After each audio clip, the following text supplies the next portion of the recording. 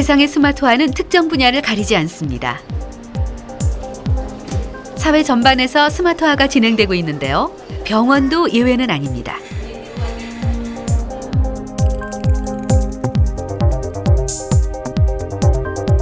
이 병원은 진료 과목마다 QR코드가 달려 있습니다. 환자나 보호자는 스마트폰으로 QR코드를 촬영해 의료진이나 병에 관한 치료 정보들을 미리 알 수 있는데요. QR코드 인식 프로그램을 스마트폰에 다운받아 병원의 시스템과 연결하면 가능합니다.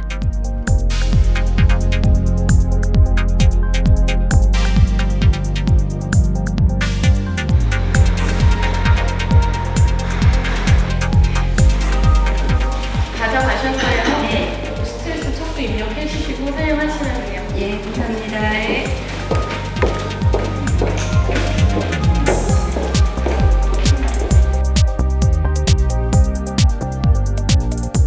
지금 이 환자는 병원 측이 제공한 IT 기기로 자신의 심리 상태를 체크하고 있는데요. 환자의 개인정보들을 수집해 개개인에 맞는 맞춤 진료를 하기 위한 암 통합 치료 시스템의 일환입니다.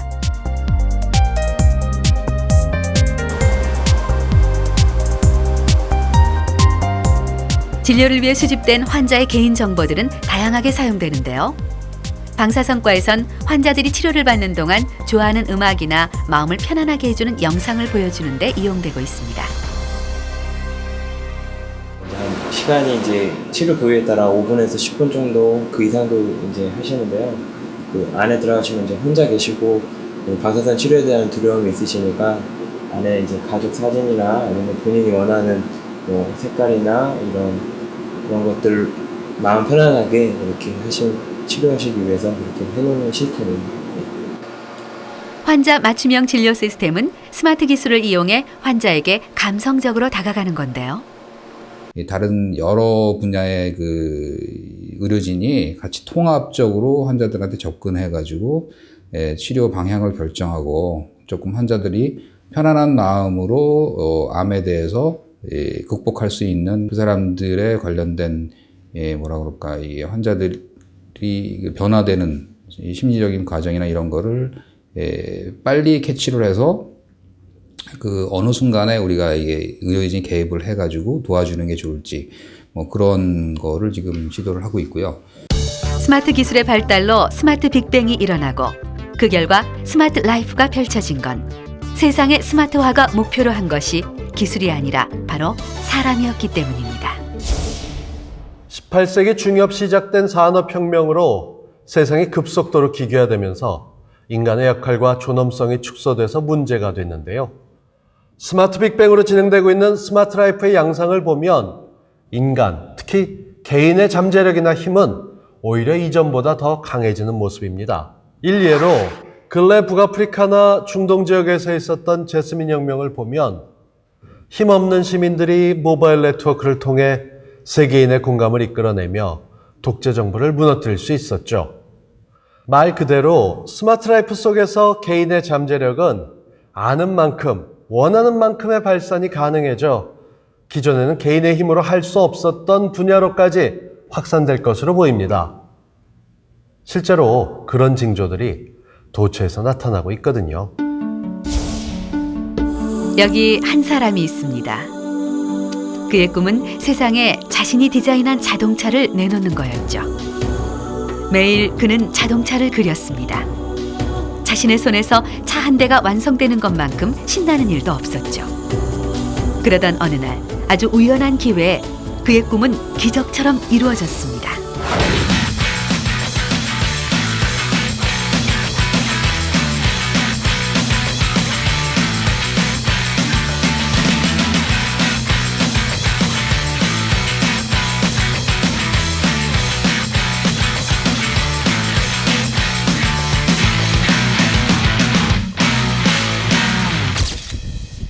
미국 애리조나주. 여기는 세계 최초의 오픈소스 자동차 회사입니다. 이 차들의 페인트는 전혀 사용하지 않습니다. 특수 스티커를 일일이 손으로 붙여 외관을 장식하는데요. 내부는 물론 모든 공정이 100% 수작업으로 이루어집니다. Local Motors, the way that Local Motors works is we have a huge online community right now numbering about 25,000 people, and that online community is made up of engineers, designers, enthusiasts, and makers. And those people come to our website every single day and they collaborate with one another on projects. 이 회사에선 고객이나 직원이 아니어도 자동차 생산에 참여할 수 있는데요. 자동차 만드는 게 꿈인 사람들은 먼저 이 회사의 온라인 커뮤니티에 자신의 디자인을 응모합니다. 그러면 커뮤니티 회원들의 투표로 가장 인기 있는 설계도가 선정되는데 그 선정된 디자인을 가지고 자동차 제작이 이루어지죠. 자동차는 선주문을 받아 제작에 들어가는데요. 고객이 직접 제작에 참여하죠. 부품 회사와 연결해 자신이 사는 해당 지역의 카센터에 가서 전문가의 조언에 따라 자신의 개성과 취향에 맞게 만드는데요. 지금 보고 계신 이 자동차의 원조 디자이너는 한국인 김상호 씨입니다. 오픈소스라는 개념은 누구에게나 오픈됐다는 의미거든요. 그래서 내가 이런 차를 타고 있었는데 이런 불편사항이 있었고 나는 차를 이렇게 만들어 보고 싶다라는 그런 아이디어만 있으면 누구든지 참여가 가능하다고 저는 알고 있거든요. 꼭 자동차 디자이너가 아니고 일반인도 충분히 참여할 수 있는 기회가 있고요. 그리고 그 웹사이트를 통해서 그림 실력이나 이런 게 안 되면 도움을 받을 수 있는 그런 기능도 갖춰져 있기 때문에 누구나 쉽게 참여할 수 있다고 생각해요. 지난 2008년 미국의 한 대학에서 디자인을 전공하던 상호 씨는 오프로드형 랠리카 하나를 디자인했습니다. 전투기에서 영감을 얻어 완성한 이 차의 이름은 랠리 파이터. 상호 씨가 응모한 이 랠리 파이터가 바로 이 회사가 최초로 생산한 자동차의 디자인이 됐죠. Songho, he was really crucial to the beginning of this company. It hit the website and people just loved it. Like they just went off with it, and it worked its way through the ranks. So there are a couple concepts that were sort of battling it out for the final concept to be built, and through our community, Songho's won the vote, and that really was a critical step in the beginning of our company because we had no idea where we were going to go, but that was the direction, and that's what started us off. So that was the seed that grew into the Rally Fighter. Yeah. 상호 씨는 이 회사의 직원도 아니었고 전문 디자이너는 더더욱 아니었습니다. 하지만 그는 자동차 회사에 들어가지 않고서도 디자이너의 꿈을 이루었습니다. 그것이 2008년도의 일인데요. 회사에선 시상식에 와달라고 비행기 표까지 보내줬죠.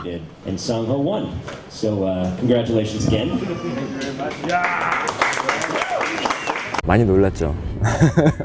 믿겨지지 않았고 처음에. 상금도 작지 않은 금액이었거든요. 지금 한국 돈으로 하면 한 2천만 원 정도. 학생의 신분에 불과하지만 제가 디자인한 걸 인정해 주시고 모든 크레딧을 저한테 주신 거예요. Your name on the side of the car in metal. So this was milled, and we're gonna have Songho place it on the side of the car. The vehicle becomes a reality and is sold to people across the world in the United States. Your name goes on the car forever, and you're forever associated with it. Like Pininfarina, like Bertone, this is Songho's car.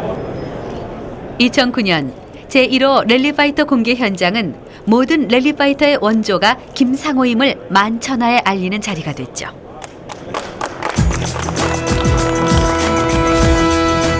조만간 주인을 만날 자동차들입니다. 이 중엔 랠리파이터도 있는데요. 사양에 따라 한 대 가격이 무려 75,000달러.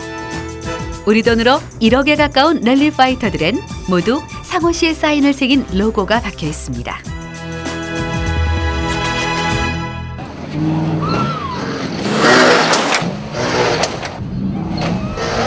늦은 밤 인근 주민들을 위한 시승 행사가 열렸습니다.